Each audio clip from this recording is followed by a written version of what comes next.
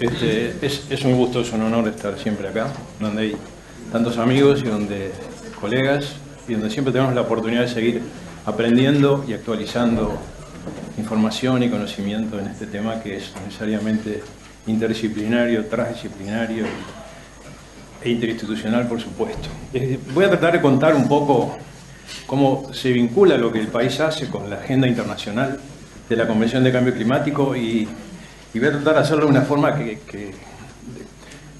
desencriptada, porque estos temas se manejan al interior de la gente que está en la negociación de una manera muy poco amigable para los que están afuera. Entonces vamos a tratar de sacar barreras innecesarias.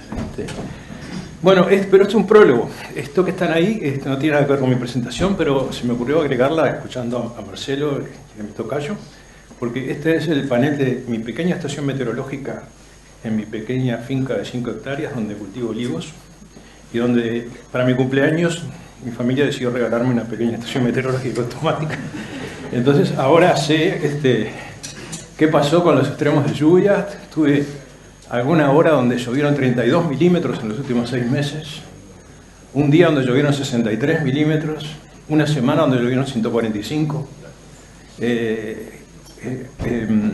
mensual acumulada máximo de 208 milímetros, temperaturas que me importan mucho para los olivos, tanto para la sanidad como para los zonas de frío y la productividad, de menos 1 grado hasta 36 y pico, vientos, muy importante también, con ráfagas de hasta 83 kilómetros por hora. Bueno, ahora puedo medir todo esto, ¿no? Digo, y realmente no tendrá la precisión de las grandes estaciones meteorológicas, pero es mucho mejor que no tener que el viejo pluviómetro clavado a un poste, a un pique de eucalipto que yo tenía, y que se me llenaba de agua y se me desbordaba. Entonces digo, estas cosas son cada vez más accesibles. Digo, yo no sé qué precisión tiene una estación de $180, pero la verdad que es mucho mejor que nada. Y me preocupan las tendencias del cambio climático en algunas cosas de la fruticultura, en particular las horas de frío. Pero bueno, ahora sí, entro en el tema y pueden poner el reloj en marcha. Bueno, este es el contenido de la presentación. Un poco, ¿cómo es esto de la Convención Marco de Cambio Climático? ¿Por qué pasamos del Protocolo de Kioto al Acuerdo de París y qué implica eso? ¿Qué son las contribuciones nacionales determinadas y el marco de transparencia asociado a esas contribuciones? ¿Cómo es la NDC de Uruguay, la primera? ¿Y cómo se vincula con las políticas públicas y con las cosas que está haciendo el sector privado? ¿Qué otros mecanismos hay bajo la Convención de los cuales estamos participando? ¿Y qué otros mecanismos hay afuera de la Convención de los cuales también estamos participando? ¿Qué es el programa de trabajo conjunto de Coronibia, una palabra rara, nueva? Bueno, es el nombre de la estación experimental de las Islas Fiji. Fiji tenía la presidencia de la Conferencia de las Partes durante la COP23, y cuando se creó el programa de Coronibia, dijo, le ponemos Coronibia. Si Uruguay tuviera la presidencia, a lo mejor se llamaba Las Brujas o Las Tanzuelas, pero se llama Coronibia. Y es un programa de trabajo en agricultura, específico, sectorial de agricultura. El único sector de negociación que tiene un ítem de agenda propio. No hay un programa para la industria, para los residuos, hay para la agricultura. Por algo es.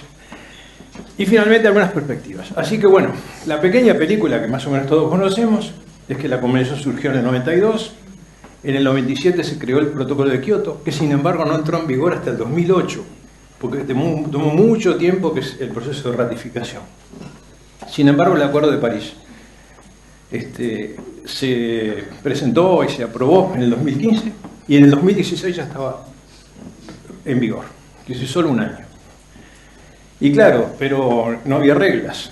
3 años llevó a acordar las reglas para, bueno, como una ley. Tenemos una ley, pero después hay que reglamentarla. Lo mismo con el Acuerdo de París. Tomó 3 años acordar las reglas. Tremendas negociaciones, tironeos, etc. Y saber un poco cómo se monitorea, se reporta, se verifica, se evalúa lo que los países hacen con el objetivo de incidir positivamente sobre la evolución del clima. Y en el 2017 aparece este ítem sectorial, del cual voy a contar un poco más. Este ítem de agenda, que aparece en el 2017. No existió desde el 92 hasta el 2017. Se creó ahí. Y tiene una importancia muy importante a nuestro juicio.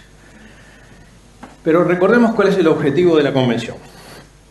porque realmente es muy jugoso. Han logrado concentrar en poco texto muchos conceptos, ¿no? O sea, el objetivo último de la Convención es estabilizar las concentraciones de gases de efecto invernadero en un nivel que impida interferencias antropógenas peligrosas para el sistema climático.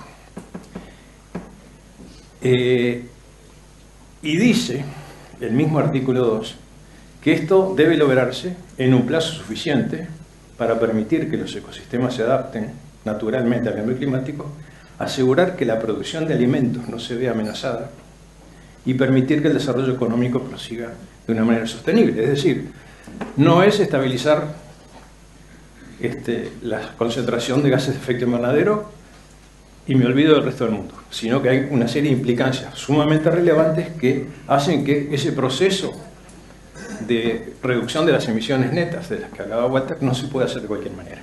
Se tiene que hacer respetando determinadas otras cosas. Ahí está, digamos, la madre del borrego, ¿no? En ese concepto que está ahí. La Convención entonces funciona con niveles de decisión política, que es la COP, pero para el protocolo de Kioto había una COP especial que se llamaba CMP, y para el Acuerdo de París hay también un funcionamiento de la COP bajo el nombre de CMA, que es el órgano que toma las decisiones políticas relevantes para el Acuerdo de París. ¿Y cómo trabaja la Convención? Trabaja con dos órganos subsidiarios que le proveen insumos para las decisiones políticas del nivel de arriba. Tiene esta sigla compleja, quiere decir órgano de asesoramiento científico técnico. Y órgano de implementación, SBI. O sea, asesoramiento científico técnico para después ver cómo se promueve la implementación. Son las dos patas en que se apoya la Convención para su trabajo normal. Pero además se fueron creando una diversidad de otros órganos que son relevantes para los países y que es conveniente tenerlos presentes y saber cuáles son. Se llaman los órganos constituidos. Y además de los órganos constituidos están los organismos de financiamiento vinculados a la Convención, que son básicamente estos tres. El GEF, más conocido, más antiguo, el Fondo de Adaptación, del cual Uruguay se benefició con $10 millones para un proyecto de adaptación en ganadería, una donación, y el Fondo Verde para el Clima, que es una gran promesa de $100.000 millones anuales a partir del 2020, pero bueno, las incertidumbres no están solo en el clima, también están en la disponibilidad de fondos o en las barreras para el acceso a esos fondos, sobre todo cuando se trata de países que de golpe se les ocurre clasificarnos como de renta alta y por lo tanto de tratamiento diferenciado respecto a otras regiones del mundo. O sea, si no están los 100.000 millones, va a haber menos. El señor Trump no va a poner en esa alcancía. La Unión Europea tiene muchos problemas, el Brexit, qué sé yo. Entonces, bueno, de dicho al hecho, esta vez me parece que hay un buen trecho también. Estos órganos constituidos son el Comité de Adaptación, el Grupo de Expertos para los Países Menos Desarrollados, el Comité de Pérdidas y Daños, un tema muy vinculado con los impactos adversos del cambio climático, el Comité de Finanzas, que es el que le da instrucciones a esos otros órganos financieros que vimos antes, el Centro de Tecnología Climática, el CTCN, el Comité Ejecutivo de Tecnología, el grupo que apoya a los países en los inventarios y el Comité de París para la creación de capacidades. Estos órganos existen y estos órganos es bueno saber que existen porque es posible aplicar. Por ejemplo, al CTCN se puede aplicar y conseguir recursos para determinadas líneas de fortalecimiento de capacidad, de investigación, qué sé yo. Entonces, bueno, ahora les cuento un poco del programa de trabajo de Coronibia. Los países en desarrollo querían poner mucho foco en la implementación en el sector agricultura por razones obvias, ¿no? Base de la seguridad alimentaria, columna vertebral de la economía de muchos países en desarrollo, etcétera, etcétera, y venían peleando desde el año 2013 para que se creara un ítem de agenda permanente en los temas de agricultura. Hasta que en 2017 eso fue posible. Yo en ese momento era el coordinador de los países en desarrollo de la discusión y sé viendo la cantidad de complejidades que tuvo llegar a un texto que le cerrara a todas las partes. Ya había habido 5 talleres sobre temas de agricultura, pero que eran talleres puntuales, ad hoc, no estaban insertos en ninguna decisión de permanencia. Uno en 2013 se hizo sobre evaluación del conocimiento científico para aumentar la adaptación y promover el desarrollo rural. En 2015 se hizo un taller sobre sistemas de alerta temprana y planes de contingencia. Se hizo otro taller sobre evaluación de riesgo y vulnerabilidades ante distintos escenarios climáticos. En 2016 se hizo un taller sobre identificación de medidas de adaptación y uno sobre identificación y evaluación de prácticas y tecnologías para el aumento de la producción. No estamos hablando de cambio climático, estamos hablando de aumento de la producción con sostenibilidad para contribuir a la seguridad alimentaria y para construir resiliencia en los sistemas. Existía ese antecedente. Entonces, ¿qué es lo que hace Coronibia? Dice, bueno, crea un programa de trabajo conjunto. Ya no es que estos señores del órgano subsidiario de asesoramiento técnico hacen talleres y después hay un bonito informe, sino que vincula en una misma sala los mismos negociadores, la misma agenda, la misma decisión, con el otro órgano subsidiario que es el de implementación, para que los resultados de los talleres sirvan como insumos para las acciones de apoyo a la implementación en los países. Bueno, se acuerdan áreas de trabajo, una hoja de ruta, y en noviembre del año que viene, en la COP26, hay que hacer un informe de cómo va avanzando este programa de Coronibia. Entonces, lo que Coronibia reconoce es que la agricultura es un sector particular porque es especialmente vulnerable al cambio climático. Es una producción generalmente a cielo abierto, ¿verdad? Entonces no es lo mismo producir software, producir tornillos.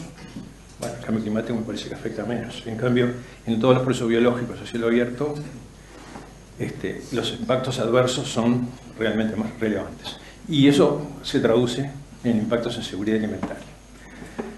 Entonces, lo que hace esta decisión es enviar una señal fuerte a todos los países y a los organismos que están relacionados con la implementación. Adentro de la convención, esos 8 que les mostré, pero también afuera, a la FAO, al Banco Mundial, etcétera, ¿no? Al propio Fondo Verde para el Clima. Bueno, la agricultura debe merecer un apoyo especial. Y ese apoyo tiene que ser para facilitar las acciones domésticas a nivel de los países. Las áreas de trabajo que están planteadas de aquí a diciembre del año que viene tienen que ver con desarrollar este punto muy complejo, que es cómo se pasa realmente, efectivamente, a la implementación. Luego, discutir métodos y enfoques para evaluar la adaptación, los cobeneficios de la adaptación y la resiliencia. Como les voy a contar después, evaluar la mitigación tiene una facilidad. Tenemos una unidad de contabilidad, CO2 equivalente. Pero en adaptación no hay un equivalente al CO2 equivalente. No hay un indicador de adaptación. Entonces, eso genera una cantidad de complejidades. Mejora de carbono del suelo es la tercera área de trabajo. Salud del suelo, fertilidad del suelo en pastizales, cultivos, así como sistemas integrados, incluida la gestión del agua. La cuarta, que se va a tratar este año en la COP de Chile, es mejor uso de los nutrientes, manejo del estiércol, hacia sistemas agrícolas sostenibles y resilientes. La quinta es enfocada particularmente en la ganadería. Va a ser el año que viene, en junio, en 2020, y va a haber ahí un epicentro de discusión de la temática ganadera y la relación con el cambio climático, la ganadería, en fin, se podrán imaginar ya la relevancia que puede tener para los países que somos de base ganadera, ¿no? La sexta, las dimensiones socioeconómicas de seguridad alimentaria, cambio climático y sector agrícola. O sea, esto es lo que se está procesando en Coronibia. Esta es la agenda de trabajo y los países tienen la oportunidad, Uruguay la ha aprovechado para los talleres iniciales, de primero mandar papeles de posición previos, que son los que leen, los que están en este ruido, y segundo, participar de la negociación misma, ¿no? Y ahora entonces les cuento, qué rápido pasa ese reloj, la NDC de Uruguay. Y esta NDC de Uruguay del 2025 fue un trabajo, Mariana se ríe ahí, porque fue complejo hacer una NDC. La primera, no teníamos experiencia en NDCs. Así que, y que reflejara las políticas públicas y también lo que está haciendo o decidiendo el sector privado. Queríamos hacer una NDC muy abierta, muy transparente y con metas agropecuarias explícitas. La mayoría de los países no hizo eso. Nosotros nos desviamos completamente en el acierto o en el error, yo creo que en el acierto, pero nos desviamos de lo que hacía el resto del mundo. El resto del mundo decía, mi meta es reducir la intensidad de las emisiones, o sea, las emisiones por unidad de PBI en 14% respecto a un escenario contrafáctico. Primero, el escenario contrafáctico lo podés dibujar más o menos como quieras, ¿no? Hablando en plata. Segundo, ¿qué hay adentro de eso? De esa caja negra, no se sabe. El país dice, bueno, yo veo domésticamente, capaz que en un sector me suben las emisiones, en otro me bajan, en otro secuestro, pero no me ato a nada. Nosotros dijimos, no, vamos a hacer lo contrario, vamos a hacer una muy explícita, porque tenemos políticas que podemos aprovechar. Así que ahora les muestro. Entonces es muy explícita, muy transparente y ha sido mirada con mucha atención. Por ejemplo, bueno, antes de ir a la primera medida, el contexto es, nuestra NDC no puede tener solo mitigación, tiene que tener mitigación y adaptación, porque las dos cosas, como sabemos, son importantes y para Uruguay particularmente, que mueve bastante poco la aguja de las emisiones mundiales, el 0,04%, pero los impactos sí le mueven la aguja. Entonces la prioridad de la adaptación es clara. Además, otra condición que tiene nuestro país es que una participación muy alta de las emisiones del sector en el total de las emisiones del país.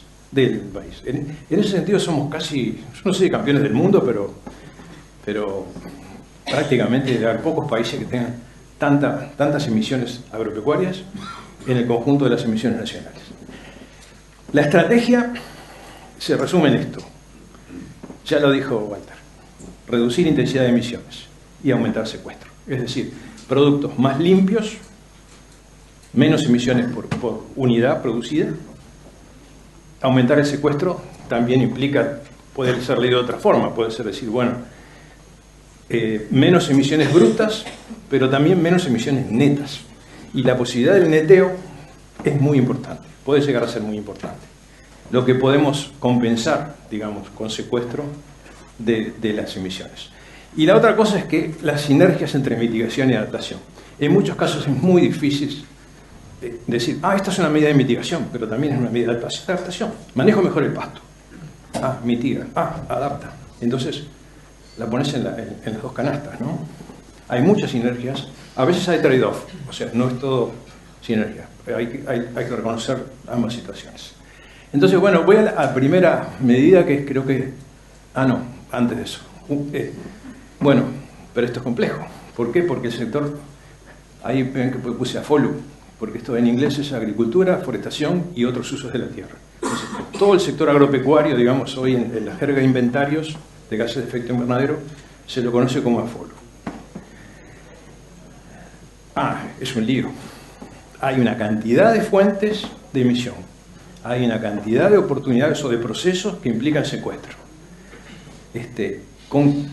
Muy variables en el espacio, en el tiempo, con el clima, con una cantidad de características. Entonces, considerar todas estas cosas al mismo tiempo, llevarlas todas a CO2 equivalente, y esto es a nivel primario. Si vamos a huellas de carbono, tenemos que incorporar las emisiones de los insumos, del transporte de los insumos, del transporte de los productos, de la industrialización de los productos, del transporte de la industria al puerto, del puerto de salida al puerto de destino, y podemos parar ahí o seguir hasta la tumba del producto. O sea, la huella implica de la cuna a la tumba.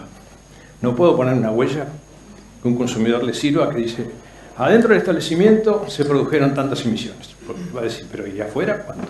Entonces hay que tener una visión integral de la huella de carbono, y coincido que hay que tener una huella ambiental abarcativa, ¿no? Bueno, miren el Uruguay. Estas son todas las emisiones. Esta es la fermentación ruminal. Todo esto en este total. Estas son las emisiones de óxido nitroso de nuestros suelos. O sea que todo esto Son solo dos fuentes, fermentación entérica y emisiones de óxido nitroso de los suelos. El metano está identificado como malo. El óxido nitroso no sé cómo hizo para pasar desapercibido, pero tiene un poder de calentamiento 292 veces más alto que el anhídrido carbónico. Después aparece la energía, los desechos, los procesos industriales. Es decir, somos un país donde las emisiones agropecuarias son el 75%, número más, número menos, dependiendo de los años, de todas las emisiones nacionales. Por lo tanto, no podíamos hacer una NDC que no pensara qué puede hacer el país para mejorar su perfil en el sector agropecuario en particular. Así que ahí empezamos con las metas. La primera fue en ganadería de carne vacuna, y es la más arriesgada, digamos. Bueno, no sé arriesgada, pero por lo menos la que más llamó la atención. Propusimos una meta en clave de intensidad de emisiones. Dijimos, bueno, porque tenemos inventarios desde 1990, entonces podemos ir viendo cuánto ya redujimos emisiones de metano y dióxido nitroso entre 1990 y 2015. Ven que ya tenemos una mejora de la performance de nuestra ganadería muy significativa. Esto ya está logrado, 27-28%. Proyectando productividad y cambio técnico, pensamos que a 2025 podemos estar en estos niveles, o sea, alrededor de 1/3 menos de emisiones por kilo de carne comparado con 1990. Y esto el país lo presentó en su documento oficial. Y esto llamó la atención, porque ningún país había presentado esto hasta ahora. Ya los neozelandeses están empezando a copiar la idea. Es una meta en intensidad. Segundo, los cultivos forestales. Van a ver que acá dice sin MDI y en otras dice con MDI. MDI quiere decir medios de implementación. Quiere decir que hay metas no condicionadas, que el país dice, esto yo lo voy a hacer con mis propios recursos, sin apoyo externo, y hay metas o niveles de ambición en las metas, que el país dice, yo esto lo puedo lograr si cuento con medios de implementación suplementarios, que pueden venir del Fondo Verde para el Clima, del Fondo de Adaptación, del GEF, etcétera, etcétera. Entonces, en cultivos forestales, la meta del país acá fue quizá conservadora. Fue decir, bueno, mantener o aumentar la superficie efectiva de cultivos forestales, que estimaría un secuestro neto que cuantificamos y un secuestro total de esta magnitud, ¿no? O sea, esto es en base al comportamiento de la forestación en plantaciones hasta ahora y lo que puede pasar en el futuro. Tercera meta, queremos incorporar a nuestra contabilidad los productos de madera cosechada. Porque el supuesto que usamos en los inventarios, según las directrices del IPCC, es que cuando se cosecha una plantación, se produce una emisión instantánea de toda la biomasa, aérea y subterránea. Todos sabemos, el IPCC lo tiene clarito, que eso no ocurre en la realidad, pero es sin embargo el supuesto que se usa para el cálculo. Lo que sí podemos hacer es decir, bueno, de la madera que se extrae, cuánta va a productos de madera cosechada y en función de su ciclo de vida, sea madera sólida, 30 años, sea papel, 2 años, qué sé yo, podemos hacer una contabilidad de cómo va aumentando el stock de carbono en productos de madera cosechada. Hasta ahora no lo estamos contabilizando, pero es la intención pasar a hacerlo. Otra modalidad de cultivos forestales que no son el negocio corriente, la forestación para abrigo y sombra. Hay un potencial importante asociado a una mejora de la ganadería en la inclusión de más abrigo y sombra para el ganado. Entonces, en forma de pequeños bosquetes, o bueno, especies nativas o exóticas, qué sé yo, pensamos que esquemas silopastoriles también pueden ser una opción sobre la cual hay que trabajar, explorar, evaluar para poder promover. Y acá también hay gases de efecto invernadero implícitos en base de secuestro, ¿verdad? Uno muy fácil de medir, que es el que está aquí, y otro más difícil, como decía Walter, que es el que está bajo el suelo. Bosque nativo. Bueno, tenemos una singularidad. No tenemos deforestación neta. Y eso es un activo de creciente valor como país. porque Francia, por ejemplo, ya aprobó una ley para un proceso gradual que a 2030 prohíbe la entrada de soja, carne de vacuna, aceite de palma, que tengan deforestación incorporada. No es un problema de más precio, es un problema que no podés vender. Bueno, entonces nosotros decimos, bueno, la meta de la NDC es conservar y eventualmente aumentar los stocks de carbono en bosque nativo. Tenemos una cifra modesta porque, bueno, también está sujeta a la eventualidad de tener medios de implementación en el marco de la convención de un mecanismo que les voy a contar más adelante. Cuarta medida, esta está asociada a los planes de uso y manejo de suelos. Otra vez, asociada a una política, esta política que no fue pensada prioritariamente para gases de efecto invernadero, pero que tiene un co-beneficio claro, ¿cómo la capitalizamos en nuestra NDC? Bueno, conservación de carbono de los suelos. 1,5 millones de hectáreas, bajo planes de uso, obligatorios por ley. Se deja de perder carbono. A nivel internacional, esto es una meta ambiciosa. Acá nos puede parecer, bueno, en realidad habría que ganar, pero ya dejar de perder es una meta valiosa, porque el mundo entero está perdiendo mucho carbono en los suelos. Pero además, bueno, generamos input de carbono y de nitrógeno al suelo para conservar esa materia orgánica y eventualmente podemos pasar a ganar en algunas condiciones. Tierras agrícolas, emisiones evitadas de dióxido nitroso. Otra implicancia que detectamos en los planes de uso y manejo de suelos es que al establecer los puentes verdes o los cultivos de cobertura en precosecha, estábamos evitando que la cantidad de nitrógeno terminara en óxido nitroso. Así que con el apoyo de la UBA cuantificamos preliminarmente ese potencial y, bueno, lo incluimos en la NDC. Campo natural bien manejado. Esta nos importa particularmente. Conservación de stocks de carbono y potencial de secuestro. Nos planteamos una meta que creemos que casi está lograda, 10% bajo esas buenas prácticas, pero con medios de implementación llegar al 30% al 2025 del campo natural bajo buenas prácticas, y eso nos permitiría beneficios. Estamos instalando, junto con INIA, la ODELAR, y con el apoyo de la FAO y del GEF, este proyecto de producción ganadera climáticamente inteligente y restauración de suelo en pastizales degradados, que se basa un poco en estos principios. Si aumentamos la productividad primaria neta,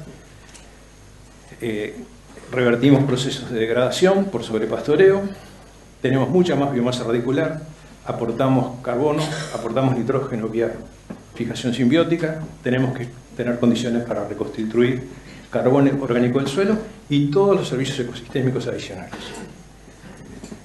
Y bueno, el proyecto va a funcionar en estas 4 regiones, va a tener 60 establecimientos, tiene financiamiento asegurado por 4 años, pero apostamos a que no cierren el año 4, sino que esto sea como algún día alguien diga, bueno, hace 53 años empezó esto, bla, bla, bla, ¿no? Como en el caso de la estanzuela. Plataformas, y en esto INIA está muy consustanciado. Tenemos una propuesta en arroz, que hay que seguirla discutiendo, pero arriesgamos a incluir en conversaciones con los arroceros y con la gente de INIA 33 de arroz, de incorporar en forma incipiente la tecnología de riego o de inundación intermitente como forma de reducir emisiones de metano, pero también mejorar la eficiencia de uso del riego, reducir costos de producción y reducir acumulación de arsénico en grano, que es un problema comercial. Fertilizantes nitrogenados, mitigar óxido nitroso mediante uso eficiente, manejo de estiar con la lechería, emisiones evitadas de metano, a través de un proceso de promoción de los sistemas, de la economía circular en la gestión de los nutrientes de los campos. Pero todo esto requiere un marco de transparencia para reportarlo. Entonces estamos construyendo el marco anual, de monitoreo anual, para llegar al 2025 en condiciones en las cuales no estamos hoy, de poder reportar en forma completamente transparente lo que logramos. Transparente no quiere decir exacta. Transparente es una cosa, exacta es otra. Pero entonces necesitamos métricas, necesitamos voy a pasar esto por alto.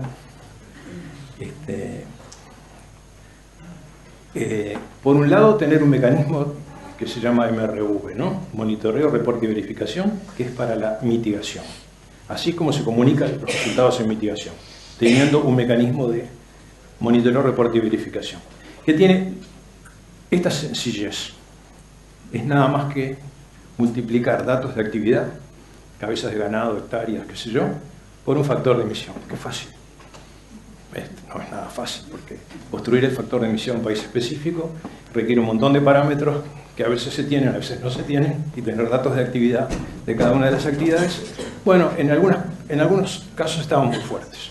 En uso del suelo, en ganadería, estamos muy bien. En otras no tanto. Ahí es la herramienta clave para reportar el avance del país en su meta con su contribución nacional determinada, es el inventario de gases de efecto invernadero. Por lo tanto, en lo que estamos empeñados junto con el BODMA es en mejorar nuestro inventario de gases de efecto invernadero, porque ya no es un documento que mandamos a la Convención, ya es una herramienta de la política pública interna. Así que la meta es que en 2025 todas las categorías principales de nuestro inventario las estemos reportando de forma dinámica, es decir, con ajustes anuales, con datos de actividad, pero con parámetros y factores de emisión país específico. Porque el uso de valores por defecto, que también existen como alternativa, obviamente cierra la incertidumbre propia de usar algo que fue generado para otras condiciones. Entonces le restaría exactitud y de alguna manera no es lo más adecuado. Espero, claro, llegar a esta meta requiere un esfuerzo importante de investigación. Por ejemplo, hoy carbono en suelo es una prioridad para el monitoreo, reporte y verificación, pero también para la adaptación, porque en realidad carbono en suelo no es solo mitigación, es muchos beneficios adicionales, capacidad de almacenaje de agua, estructura, reducción de erodibilidad, etcétera, etcétera. Entonces, carbono en suelo es una prioridad y ya tenemos en funcionamiento una mesa de trabajo con Iña de la Facultad de Agronomía, donde estamos encarando esta agenda para poder reportar. Y además, el apoyo de Nueva Zelanda a través del Instituto Landcare para montar el sistema de monitoreo periódico. Me pasé 2 minutos, pero ya estoy llegando al final. Esto, ahora sí, es más complejo. Ven que acá, para la adaptación, no se habla de MRV, se habla de monitoreo y evaluación. Eso es porque la adaptación, los países dicen, esto es un tema soberano. Yo acá no quiero que venga alguien a decirme, te estás adaptando bien, te estás adaptando mal. Yo decido. Pero entonces es monitoreo y evaluación. Pero ¿cómo se hace el monitoreo y evaluación de la adaptación? O sea, necesitamos saber si los esfuerzos de adaptación están reduciendo la vulnerabilidad y están construyendo resiliencia. Es bien difícil. ¿Cómo hacerlo? No tenemos un CO2 equivalente para la adaptación. Así que, al no ser posible tener un indicador agregado, hay que pensar en sistemas de indicadores desagregados. Personalmente no creo en los índices ponderados para el caso de la adaptación.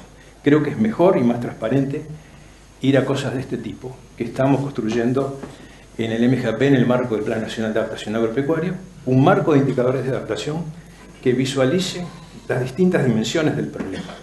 La dimensión de los ecosistemas y los recursos naturales, la dimensión de los sistemas de producción, la dimensión socioeconómica, la dimensión institucional y de las políticas.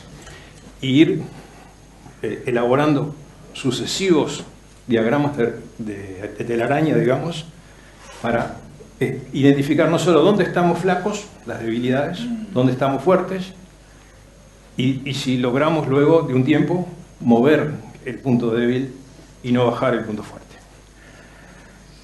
Bueno, RED es una de las iniciativas que está en el marco de la Convención, la estamos usando en Uruguay, es para reducción de emisiones por deforestación, degradación de bosque o aumento de los stocks en bosques.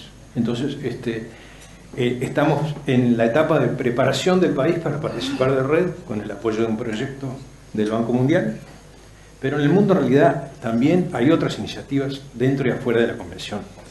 LIP para la ganadería, el desempeño ambiental de la ganadería. INIA participa en la prueba de campo de determinadas herramientas que elaboró esta iniciativa. La Alianza Global de Gases de Efecto Invernadero en la Agricultura.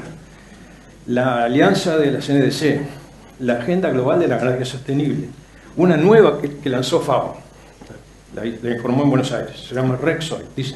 FAO dice, bueno, hay que descarbonizar la economía, pero hay que carbonizar los suelos. Recarbonicemos los suelos. O sea, no siempre hay que descarbonizar, en algunos casos hay que carbonizar, y los suelos es un caso. Entonces, bueno, esto está vinculado con mercados voluntarios y sobre todo con el mercado de la aviación internacional y el transporte marítimo internacional, que se comprometen a estabilizar sus emisiones netas.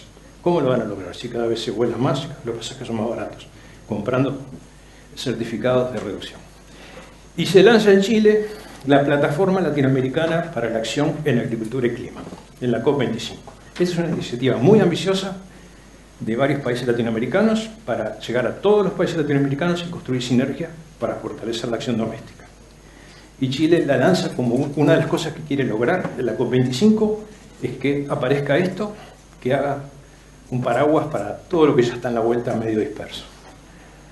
Bueno, estos son los logos de esas cosas que les contaba antes, incluso una, la 4x1000, que es específicamente para suelos. Entonces estoy terminando con decir que recordemos que el IPCC nos dice que en todos los escenarios evaluados la temperatura media va a superar el 1,5 grados.